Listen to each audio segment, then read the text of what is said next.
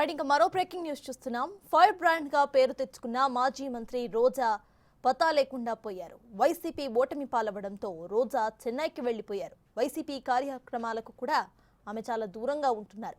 2 సార్లు గెలిపించిన నగిరి నియోజకవర్గంలోనూ రోజా ఇప్పటి వరకు అడుగు పెట్టలేదు.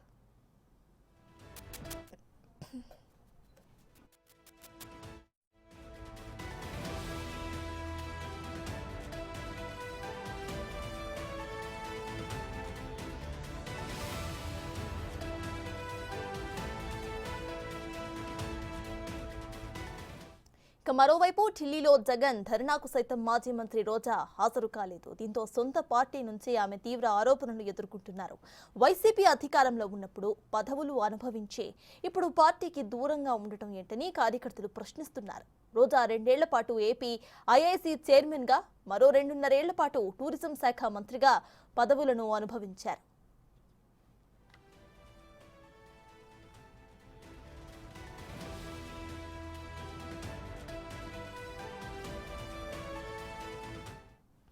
అధికారంలో ఉండగా వారానికి 2 సార్లు తిరుమల దర్శనం చేసుకున్న రోజాపై తీవ్ర ఆరోపణలు వస్తున్నాయి. నిబంధనలకు విరుద్ధంగా రోజా వందల మందిని తిరుమల దర్శనానికి తీసుకువెళ్లారని విమర్శిస్తున్నారు. వరుస ఆరోపణలతో రాజకీయాలకు రోజా దూరంగా ఉన్నారన్న వాదనలు వినిపిస్తున్నాయి.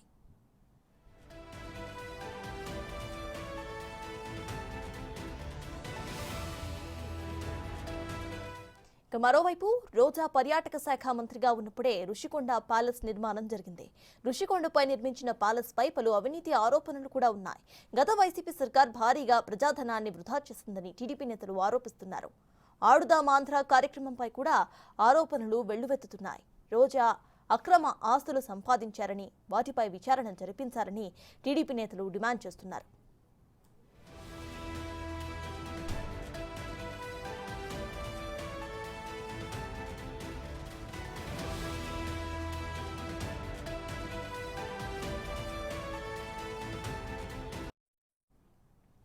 ఇక నిత్యం చంద్రబాబు పవన్ ను విమర్శించిన రోజా ప్రస్తుతం సైలెంట్ గా ఎందుకు ఉన్నారు అన్న దానిపై కూడా పలు ప్రశ్నలు తలెత్తుతున్నాయి. తనను టార్గెట్ చేస్తారనే భయంతోనే రోజా చెన్నైకు వెళ్లిపోయారనే ఆరోపణలు వినిపిస్తున్నాయి. సైలెంట్ గా ఉంటే తనను ఎవరూ కూడా పట్టించుకోరని, తాను ఎవరికి కూడా టార్గెట్ కాకూడదు అన్న భావంతోనే రాజకీయాలకు, వైసీపీ పార్టీకి దూరంగా ఉంటున్నారన్న ఆరోపణలు మూటగట్టుకుంటున్నారు మాజీ మంత్రి రోజా.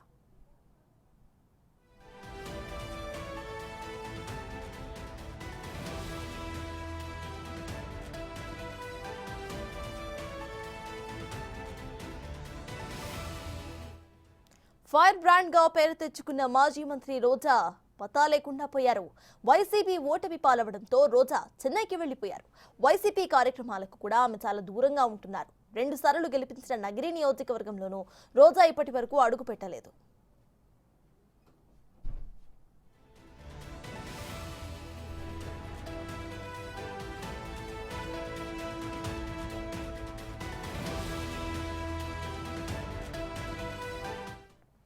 మరోవైపు ఢిల్లీలో జగన్ ధర్నాకు సైతం మాజీ మంత్రి రోజా హాజరు కాలేదు.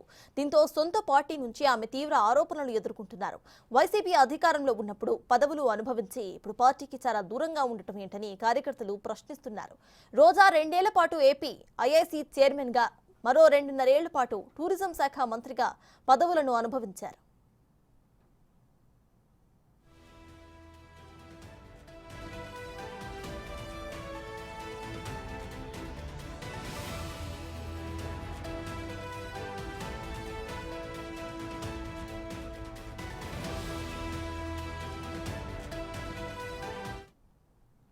వైసీపీ ఓటమి పాలే అయిన తర్వాత నుండి రోజా అయితే ఇటు కనిపించడం లేదు. ప్రెసెంట్ ఇదే విషయంపై పూర్తి డీటెయిల్స్ ను మా అసోసియేట్ ఇన్పుట్ ఎడిటర్ నగేష్ అందిస్తారు. నగేష్, చెప్పండి, రోజా అసలు ఎక్కడా కూడా రాజకీయ ఫేజ్ లో కనిపించడం లేదు. దీన్ని ఎలా చూడాలంటారు? మనం రోజా చేసిన ఒక వ్యాఖ్యను మనం ఇందులో ప్రస్తావించాలి. ఎందుకంటే మంచి చేసే ఓడిపోయాం, మనం ఎందుకు సిగ్గుపడాలి, తలెత్తుకు తిరుగుదాం. ఇది ఆ రోజున రోజా ఓడిపోయిన తర్వాత తన ఎక్స్లో చేసిన ఒకే వ్యాఖ్య. అంటే ఓడిపోయిన తర్వాత ఎలాంటి సిగ్గుపడాల్సిన అవసరం లేదు, మనం తలెత్తుకుని తిరుగుదాం, మంచిగా చేసాం కాబట్టి అనేది ఒక వ్యాఖ్య. కానీ ఆచరణలో చూస్తే ఎక్కడా కూడా రోజా ఎక్కడా కనిపించటం లేదు. ప్రధానంగా నగరిలో అన్నీ తానే, అంటే 2 విడతలుగా ఆవిడే ఎమ్మెల్యేగా పనిచేశారు. 2014లోన 19లో కూడా ఎమ్మెల్యేగా పనిచేసిన రోజా ఇప్పుడు ఎక్కడా కనిపించటం లేదు.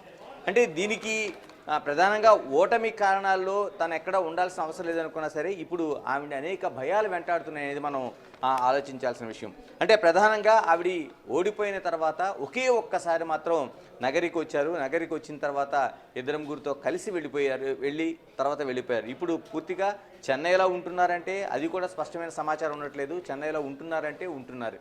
ఎందుకంటే ఒకే ఒక్కసారి ఓటమి తర్వాత వచ్చిన తర్వాత అంటే నగరిలోనే తన నివాసాన్ని ఏర్పాటు చేసుకున్నారు. అతిపెద్ద బంగ్లాన్ని ఏర్పాటు చేసుకున్నారు. డూప్లెక్స్ ఏర్పాటు చేసుకున్నారు. ఎందుకంటే మూడోసారి ఖచ్చితంగా 2024లో హ్యాట్రిక్ కొడతా అనేది రోజా నమ్మకం.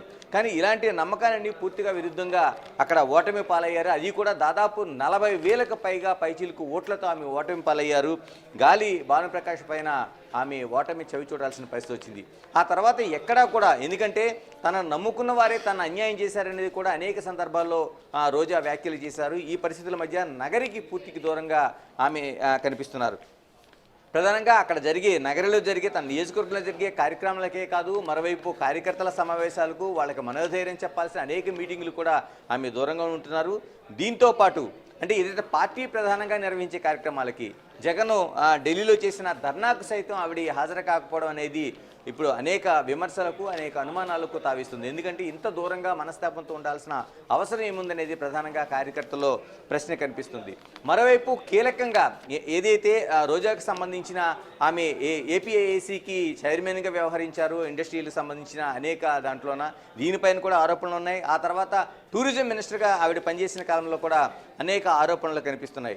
ఇవి రెండింటితో పాటు నగరిలోన సంబంధించిందే అనేక ఆరోపణలు. నగరిలోన ఇసుక కావచ్చు, మైనింగ్ కావచ్చు, ఈ కుంభకోణాలపైన అనేక ఆరోపణలు ఆవిడ పైన వినిపిస్తున్నాయి. ఎందుకంటే ఆమె ఇద్దరు అన్నలు కూడా తిరుపతిలో ఉంటారో వాడు ఎక్కువగా నగరిపైన కాన్సన్ట్రేషన్ చేసి ఈ ఏదైతే ఇసుక ఉందో మరోవైపు మైనింగ్ ఉందో వీటన్నిటిపైన దృష్టి కేంద్రీకరించారు వాళ్ళు.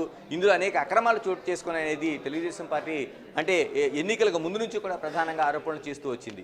అంటే ఈ 3 విడతలుగా ఒకటి ఏపీఐసీలో వచ్చిన ఆరోపణలు, తర్వాత టూరిజం మంత్రిగా ఉన్న సమయంలో ఆవిడపైన వచ్చిన ఆరోపణలు, మూడోది నగరిలోనే వచ్చిన ఆరోపణలు మనకి ప్రధానంగా వినిపిస్తున్నాయి. ఇందులోన దాదాపుగా అంటే టూరిజం మంత్రిగా ఉన్న కాలంలో ఏదైతే ఋషికొండలోన 500 కోట్ల రూపాయలతో జరిగిన నిర్మాణం ఏదైతే ఉందో ఋషికొండ పైన దానిపైన ఇప్పుడు ఆవిడే దానికి సమాధానం చెప్పాల్సిన పరిస్థితి వస్తుంది. మరోవైపు ఆడుకుందాం ఆంధ్ర పేరుతో టూరిజం మినిస్టర్గా దాదాపు 120 కోట్ల రూపాయలతో 47 రోజుల పాటు నిర్వహించిన ఏదైతే ఆటాడుకుందాం ఈ పరిస్థితి ఉందో దీన్ని పూర్తిగా ఆవిడ అన్నిటికీ సమాధానం చెప్పాల్సిన పరిస్థితి ఏర్పడింది. వీటన్నింటి మధ్య కూడా ఖచ్చితంగా ఈవిడి సమాధానం చెప్పుకోలేక మాత్రమే దీనికి దూరంగా ఉంటున్నారనేది, అందుకనే నగరికి దూరంగా తన కార్యక్రమాలు ఉన్నాయనేది స్పష్టమవుతోంది. Right, thank you Nagesh.